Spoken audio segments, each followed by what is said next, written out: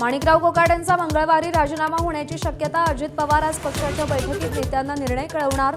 काल अजित पवार आणि सुनील तटकरेंमध्ये 2 तास खलबतं।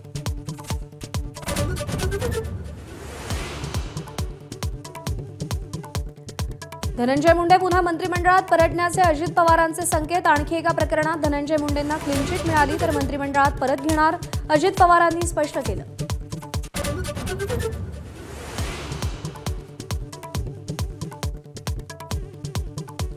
फडणवीस सरकार हे चारित्र्यहीन सरकार। खासदार संजय राऊतांची बोसरी टीका। मंत्रिमंडळातील 75% मंत्री हे युजलेस आणि दरोडेखोर असल्याचं राऊतांचं टीकास्त्र।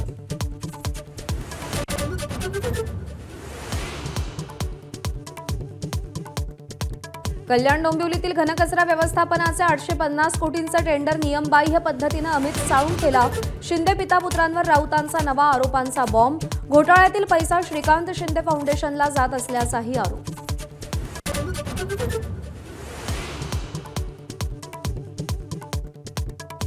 आगामी महापालिका निवडणुकीच्या पार्श्वभूमीवर मनसेत मोठ्या फेरबदलाची शक्यता।